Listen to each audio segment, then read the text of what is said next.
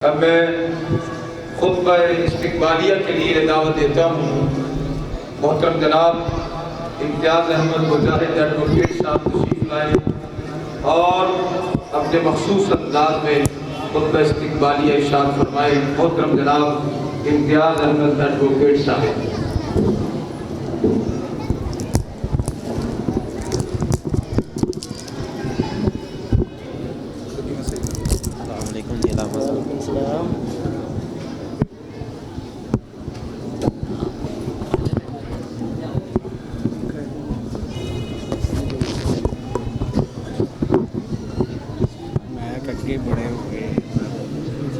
نحمدہ و نصلی علی رسول الکریم، اما بعد فاعوذ باللہ من الشیطان الرجیم، بسم اللہ الرحمن الرحیم۔ لما تقولون ما لا تفعلون، صدق اللہ العظیم و صدق رسولہ النبی الکریم۔ نحن علی ذلک لمن الشاہدین والشاکرین والحمد للہ رب العالمین۔ آج آپ سب کی یہاں پہ تشریف آوری اور کتاب و سنت کانفرنس کو سننے کا جذبہ، رات کی نیند کو قربان کرنا، گھر کے آرام کو قربان کرنا اور اس مجلس میں آنا، اس مسجد میں آنا، علماء کرام کے خطابات کو سننا، آج اس خطبہ استقبالیہ میں جس بات کی طرف آپ کی توجہ مبذول کروانا چاہتا ہوں اور جو پیغام آپ کے سامنے رکھنا چاہتا ہوں کہ یہ مجلس، یہ محفل، یہ کتاب و سنت کانفرنس ہر سال اس مسجد میں منعقد کیوں کی جاتی ہے؟ ہمیں احساس ہو کہ اس کا مقصد کیا ہے، ہمیں احساس ہو کہ اس کی اہمیت کیا ہے، ہمیں یہ بات معلوم ہو جائے کہ ہماری وہ ساری کی ساری زندگی جس کے لیے ہم نے اپنے اللہ سے عہد کیا ہوا ہے کہ ہم اللہ اس کو تیری کتاب، اور اللہ کی کتاب کون سی ہے؟ اللہ کی کتاب کون سی ہے؟ اللہ کی کتاب کون سی ہے؟ اللہ تیری کتاب قرآن پاک کے مطابق ساری زندگی بسر کریں گے۔ صبح کا اٹھنا تیرے قرآن کے مطابق، کاروبار زندگی تیرے قرآن کے مطابق، ہمسایوں سے سلوک تیرے قرآن کے مطابق، تجارت، کاروبار، ملازمت تیرے قرآن کے مطابق۔ اللہ جو تیرے قرآن کے اندر احکامات آئے ہماری زندگی ان کے تابع ہوگی۔ اللہ تیرے قرآن میں جو فرمودات آئے ہماری زندگی ان کے تابع ہوگی۔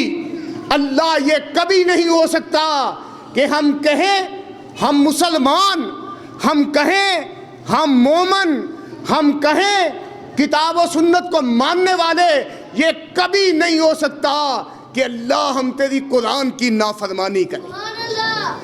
یہ کبھی نہیں ہو سکتا۔ یہ ہے آج کی کانفرنس کا مقصد اور سنت اللہ کے پیارے نبی صلی اللہ علیہ وآلہ وسلم کی، آپ کی احادیث، آپ کا اسوہ، آپ کا طریقہ، آپ کی زندگی۔ ہم نے دو ہی چیزوں کو مانا ہوا ہے، اللہ تیری توحید کو مانا ہے، تیرے پیارے نبی صلی اللہ علیہ وآلہ وسلم کی سنت کو مانا ہے، رسالت کو مانا ہے۔ حضرات ذی وقار، آج کی کانفرنس کا یہ بہت بڑا مقصد کہ ہم نعرے باز نہیں ہیں،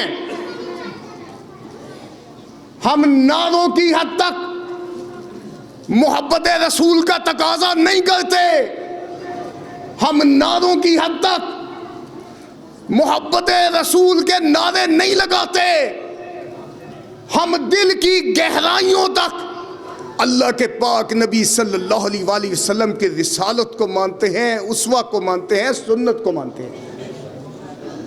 کیوں جی یہ بات صحیح ہے نا؟ اللہ کے نبی صلی اللہ علیہ وآلہ وسلم کو مانتے ہیں، تو پھر آج کے اس خطبہ استقبالیہ میں ایک وعدہ بھی لینا چاہتا ہوں کہ جب اذان ہو جائے تجارت ختم، جب اذان ہو جائے یاری دوستی ختم، جب اذان ہو جائے گھروں کی مجلسیں ختم، جب اذان ہو جائے ساری زندگی کے معاملات ختم، قدم اٹھتے ہوئے آئیں گے مساجد کی طرف، زبان آئے گی اللہ کی تلاوت کی طرف، اللہ کے ذکر کی طرف، اور پورا جسم اللہ کے سامنے جھکنے کے لیے مساجد میں آئے گا۔ کیوں جی ایسا ہوگا انشاءاللہ؟ اذان کے ساتھ مساجد آباد ہوں گی تو انشاءاللہ جو بات میں نے ابتدا میں کی کہ مسلمان ایسا کبھی نہیں کرتا، لما تقولون ما لا تفعلون، مسلمان تو وہ ہوتا ہے جو کہتا ہے وہ کرتا ہے، جو کہتا ہے اس پہ عمل درآمد کرتا ہے، جو کہتا ہے دنیا والے دیکھتے ہیں کہ یہ کبھی نہیں ہو سکتا، کہ اللہ کے پاک نبی صلی اللہ علیہ وآلہ وسلم فرمائیں کہ مسلمان جھوٹا نہیں ہو سکتا، اور آج کا مسلمان کہے کہ جب تک جھوٹ نہ بولے تجارت نہیں ہوتی، کاروبار نہیں ہوتا۔ ایسا نہیں کرنا ہم نے۔ یہ ہے آج کی کانفرنس کا مقصد، اور میں امید کرتا ہوں کہ آپ جو ساری رات یہاں پہ سنیں گے تو سننے کے بعد یہ نہیں ہوگا کہ فجر کی نماز کے وقت سوئے ہوں گے، یہ نہیں ہوگا، چاہے وہ بیان کرنے والے چاہے وہ سننے والے، بیان کرنے کا مقصد بھی یہی ہے اور سننے والے کا مقصد بھی یہی ہے کہ فجر کی نماز مساجد میں ادا کی جائے گی، بستروں میں سو کے گزاری نہیں جائے گی۔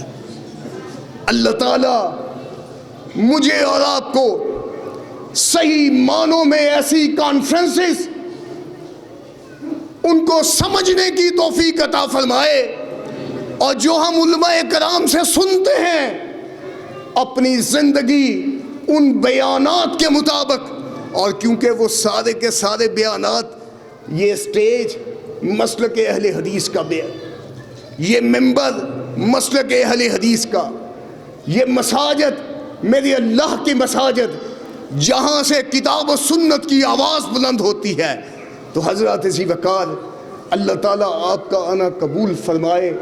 آپ ہی نہیں آئے، صرف آپ ہی نہیں آئے، سن کے خوش ہو جائیے کہ یہ وہ مجلس ہے جہاں پہ اللہ کا ذکر ہو رہا ہے، آسمان کے فرشتے بھی آپ کے ساتھ یہاں پہ آئے ہوئے۔